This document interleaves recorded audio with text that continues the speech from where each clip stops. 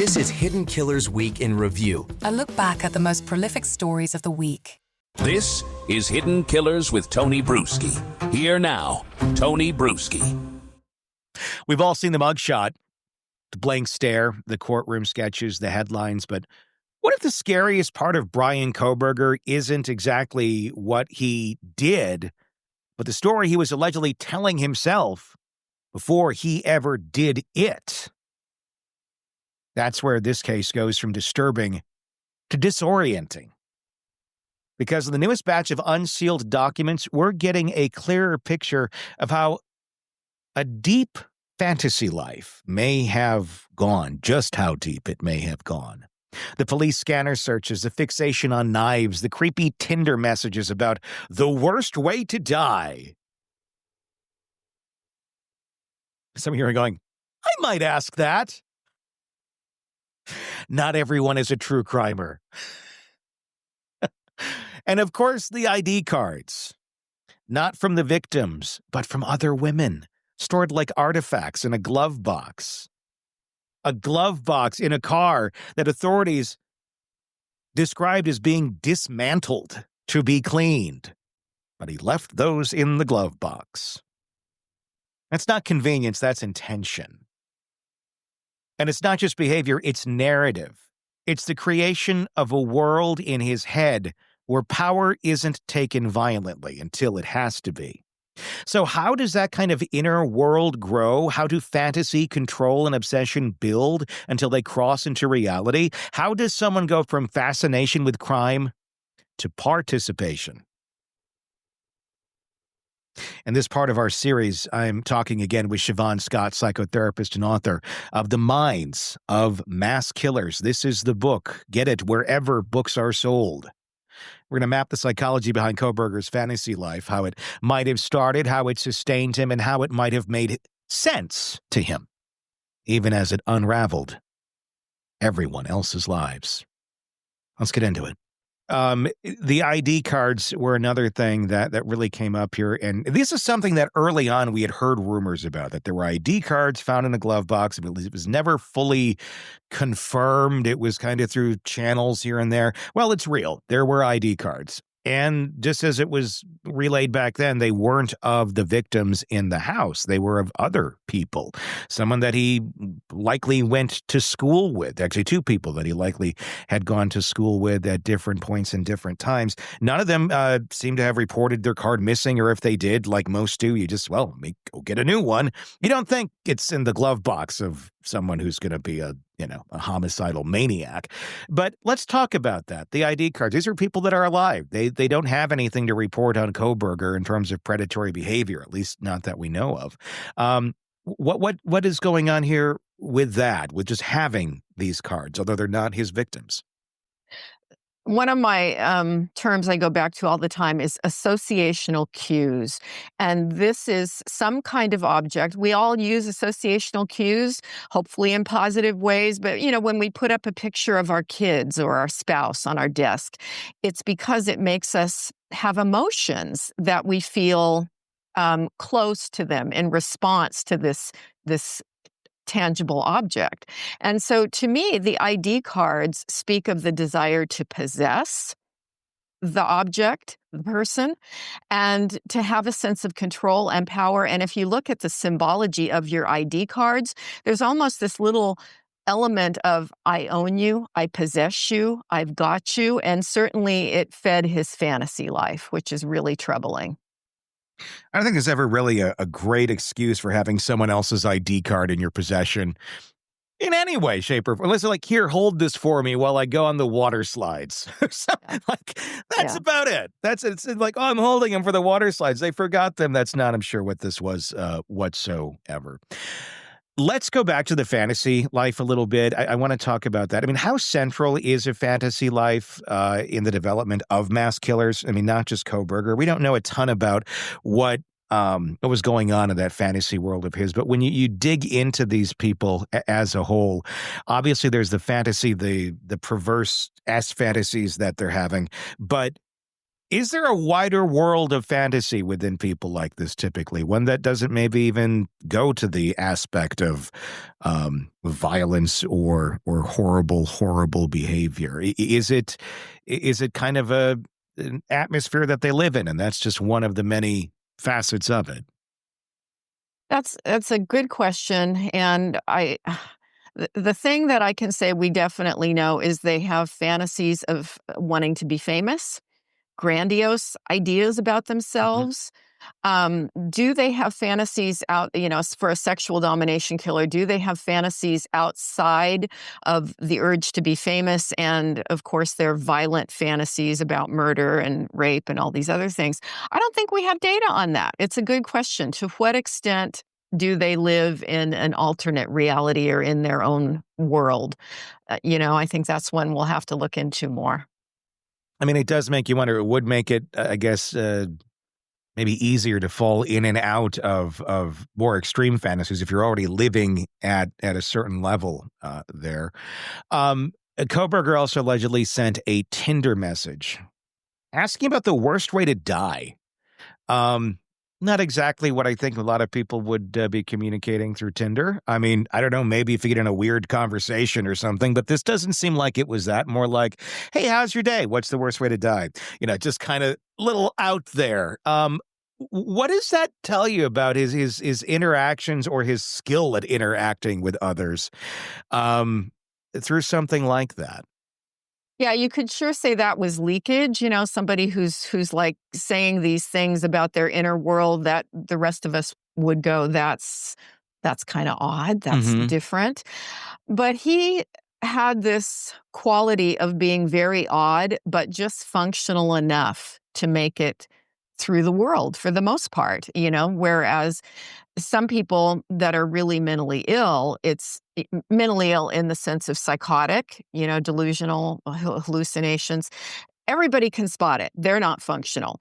But Kohberger was functional enough, but leaking these little odd things. And yeah, whether the diagnosis of autism is the best fit, it's possible that it is. We don't know that without evaluating him. Schizoid personality, which is a person who doesn't connect normally with other people. He certainly had OCD, Hmm. and that's something that's still happening for him. But yeah, in all these qualities together, it created this very odd social style that's apparent in a text like that, and that he was very focused on death. I Hmm. mean, why would you ask somebody that unless you were thinking about it a lot? Yeah, I mean that leakage that comes through. Really, I mean, it certainly says a lot about what's going on when he's leaking these things out in these conversations. Is he aware that it's so off-putting and bizarre to the rest of the world to say that sort of stuff? Or is he like kind of fishing for another like him that maybe is into, more dark ways of thinking about the world? That's an interesting hypothesis that he's looking for a soulmate who's just Yeah. like him. Yeah, could be. But I think he's probably clueless that this is going to be off putting to people. Hmm. And that's just, whatever is going on with his brain that makes him a unique animal. Empathy is not a part of it. The ability to sense how other people respond to us, he just doesn't get it. You think there's more IDs out there? Do you think because it seemed like that was a bit of a collection he was putting there in his glove box, and it makes you wonder. I've been wondering for a while if there's a knife buried in a little cash box somewhere along his trip, because we do look at the vehicle data and it does show him stopping off at like wooded areas, where I would not be surprised. And Rob and Drake and me are going to talk about that this week about where could this weapon possibly be? And what else could be in this little, as BTK would have called it, hidey hole? Yeah. Yeah. Um, and I'm wondering how much more of that might be at play here that we are not yet aware of with Kohberger that's not going to come through these documents, but just is still out there in the ether. Probably tons of secret items, things that he had collected throughout his adolescence years. And who knows where it all is or what's been destroyed. And of course, I'm very curious about the content of his computer and what evidence he may have kept there. And that's a shocking thing because the content of the computer and all of his digital devices, the shocking part, nothing. They have come back and they have said there is nothing here. They believe it was wiped, Yeah. that he found a way to wipe everything off. So there's traces of that. So he was, and that's what's so interesting to me about this character is he was very smart in some areas. Like they believe he was literally wiping things as he went. It wasn't like okay, tonight's the night. Let's go back through history and delete everything from X date to X date. It was kind of like, as he's doing this, he's going to wipe that right after he looked at it and so forth. He was so meticulous in some of these details. He was meticulous enough not to leave any of him behind other than the sheath. He was meticulous enough to clean his car, so much so that they described it as being disassembled. Yet he left people's IDs that were not his. I can't say victims, but people's IDs that were not his in his glove box to be found. I mean, is that just like, okay, you're really smart over here, but you're a complete idiot over here, and there's something not telling you, better empty that glove box too? Or does he think, well, that's not valuable to anybody. I didn't kill those people. I mean, what the hell? What is going on here? Is it just like shit, I missed that? I think you're seeing maybe an aspect of his OCD that he honed in on certain kinds of things. Obviously, he was very aware of DNA and blood and that kind of evidence. And he just became obsessed with certain things while being relatively clueless about other things like the IDs in the glove box. That seems obvious. Yeah. But for whatever reason, he's got this unique brain that goes to obsessions about certain things without looking at the big picture.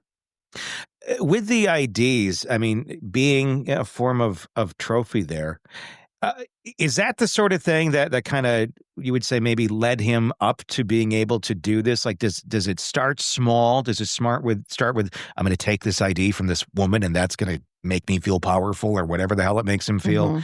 And then it's like, I got another one. Like, well, and it just amps up to where you end up slaughtering them one night. I mean, is that what is part of a slow build, or had he not been caught, would he just kind of been out there every once in a while grabbing IDs as well, just part of his MO? Yeah, I think you're right. I think it was part of a behavioral progression. And originally, when he first started doing things like that or monitoring people, I'm going to guess that he was a voyeur when he was out driving around at night looking at the stars. He was probably peeping in windows too. You know, that's a really common behavior with people like this. And, they never just get up one day and go from being a normal, healthy person with a normal sex life to I'm going to commit rape, murder, and, do horrible things.